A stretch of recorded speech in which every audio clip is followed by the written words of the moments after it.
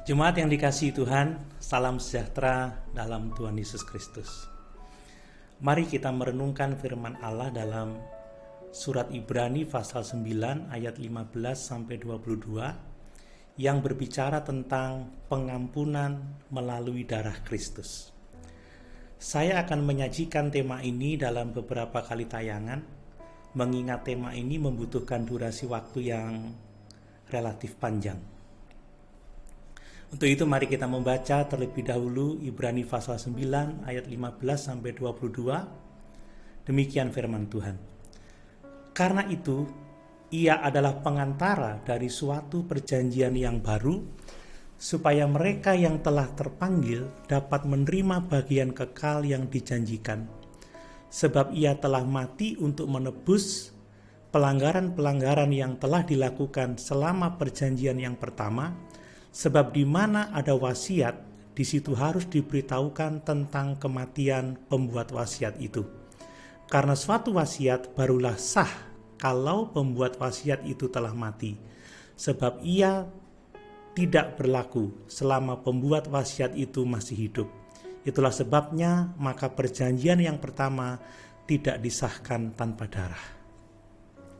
Sebab sesudah Musa memberitahukan semua perintah hukum Taurat kepada seluruh umat, ia mengambil darah anak lembu dan darah domba jantan serta air dan bulu merah dan hisop, lalu memerciki kitab itu sendiri dan seluruh umat sambil berkata, inilah darah perjanjian yang ditetapkan Allah bagi kamu. Dan juga kemah dan semua alat untuk ibadah dipercikinya secara demikian dengan darah. Dan hampir segala sesuatu disucikan menurut hukum Taurat dengan darah, dan tanpa penumpahan darah tidak ada pengampunan. Jemaat yang dikasihi Tuhan, firman Allah dengan jelas menyatakan bahwa pengampunan dosa hanya datang melalui darah Kristus. Dalam Ibrani pasal 9 ayat 15 tadi kita sudah membaca, dinyatakan bahwa Yesus adalah pengantara dari perjanjian baru karena telah mempersembahkan darahnya sendiri sebagai korban untuk dosa-dosa kita. Selanjutnya dalam Ibrani pasal 8 ayat yang ke-6 dituliskan, tetapi sekarang ia telah mendapat suatu pelayanan yang jauh lebih agung karena ia menjadi pengantara dari perjanjian yang lebih mulia yang didasarkan atas janji yang lebih tinggi. Dalam Ibrani pasal 8 ayat ke-12 menyatakan bahwa Allah telah berjanji akan menunjukkan pengampunan atas kesalahan dan dosa umatnya di bawah perjanjian baru. Jemaat yang dikasihi Tuhan, Allah menunjukkan bahwa kematian Kristus telah menutupi semua dosa mereka yang hidup di bawah perjanjian lama, sehingga mereka dapat menerima bagian kekal yang telah dijanjikan.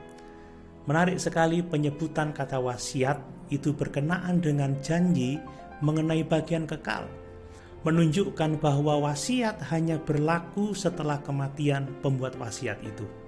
Itulah sebabnya Musa memeteraikan perjanjian lama dengan darah sesuai dengan perintah Tuhan, dan Yesus memeteraikan perjanjian baru dengan darahnya sendiri.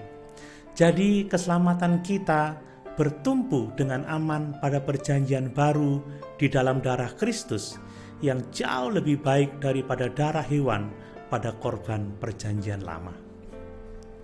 Jemaat yang dikasihi Tuhan, sebelum kita merenungkan beberapa hal berkenaan dengan pengampunan dosa kita melalui darah Kristus, saya mau mengemukakan terlebih dahulu bahwa sejak zaman Kristus hidup di bumi ini, yaitu 2000 tahun yang lalu, banyak orang yang menolak kebenaran pengampunan dosa melalui darah Kristus. Ingat bagaimana Petrus menolak pernyataan Tuhan Yesus bahwa ia akan menderita dan mati untuk menebus dosa manusia. Dalam Injil Matius pasal 16 ayat 21 dan ayat 22 menuliskan, sejak waktu itu Yesus mulai menyatakan kepada murid-muridnya bahwa ia harus pergi ke Yerusalem dan menanggung banyak penderitaan dari pihak tua-tua, imam-imam kepala dan ahli-ahli Taurat, lalu dibunuh dan dibangkitkan pada hari ketiga. Tetapi Petrus menarik Yesus ke samping dan menegur dia, katanya, "Tuhan, kiranya Allah menjauhkan hal itu. Hal itu sekali-kali takkan menimpa engkau." Petrus jelas tersandung pada kebenaran bahwa pengampunan dosa datang melalui darah Kristus. Rasul Paulus juga menyatakan bahwa banyak orang yang tersandung pada pengampunan dosa melalui darah Kristus. Dalam 1 Korintus pasal 1 ayat 18, ayat 23 dan 24, ia menuliskan, "Sebab perkataan tentang salib adalah kebodohan bagi mereka yang sedang binasa, tetapi bagi kita yang diselamatkan, hal itu adalah kekuatan Allah. Akan tetapi kami memberitakan Kristus yang disalibkan, yang bagi orang-orang Yahudi sebuah batu sandungan, dan bagi orang-orang bukan Yahudi kebodohan. Namun untuk mereka yang dipanggil, baik orang-orang Yahudi maupun orang-orang Yunani, Kristus adalah kekuatan Allah dan hikmat Allah."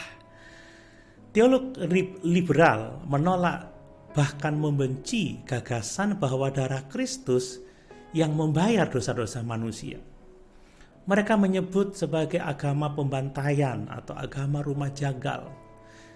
Ya, agama yang sangat mengerikan. Bagi kaum liberal, tidaklah mungkin Allah begitu marah akan dosa manusia dan bahwa kemarahannya itu hanya dapat diredakan oleh penumpahan darah. Apapun yang dikatakan oleh mereka yang menolak pengampunan melalui darah Kristus, kita tidak boleh goyah dalam iman. Kita harus berpegang teguh pada kebenaran firman Allah ini, bahwa pengampunan dosa hanya melalui darah Kristus. Perhatikan bahwa sejak awal sejarah manusia, Tuhan telah menyatakan bahwa pengampunan dosa hanya mungkin melalui darah yang dicurahkan dari pengganti yang dapat diterima. Ketika Adam dan Hawa berdosa, mereka menjadi sadar akan ketelanjangan mereka dan menyematkan beberapa daun ara untuk menutupi rasa bersalah dan malu mereka. Tetapi Tuhan tidak menerima pendekatan mereka. Sebaliknya, Dia membuat pakaian dari kulit binatang dan mengenakan pada mereka. Dengan melakukan itu, Tuhan menunjukkan hukuman dosa yang mengerikan, tetapi juga belas kasihan-Nya yang besar dalam menyediakan pengganti yang dapat diterima oleh Tuhan. Tuhan tentunya menjelaskan kepada Adam dan Hawa dan anak-anak mereka mengenai pengorbanan apa yang akan Dia terima. Habel mentaati Tuhan dengan membawa korban dari ternaknya, tetapi Kain mempersembahkan kepada Tuhan persembahan dari buah-buahan. Tuhan memperhatikan persembahan Habel, tetapi ia tidak menerima persembahan dari Kain. Dalam kemarahannya, kita tahu Kain membunuh Habel. Dan dalam kesombongan dan pemberontakannya, Kain telah menjadi bapa dari orang-orang yang membenci cara pengampunan yang telah ditetapkan Tuhan melalui penumpahan darah. Jemaat yang dikasihi Tuhan, mungkin saja ada orang-orang yang mengejek jemaat Ibrani berkenaan dengan pengampunan dosa melalui darah Kristus yang mereka imani. Demikian juga sekarang, mungkin ada orang-orang yang menghina kebenaran ini. Tetapi firman Allah menunjukkan kepada kita bahwa seluruh sistem ibadah Yahudi didasarkan pada pengorbanan darah, dan bahwa Tuhan menetapkan sistem itu untuk digenapi oleh satu pengorbanan yang cukup dari Yesus Kristus. Haleluya! Tuhan Yesus memberkati.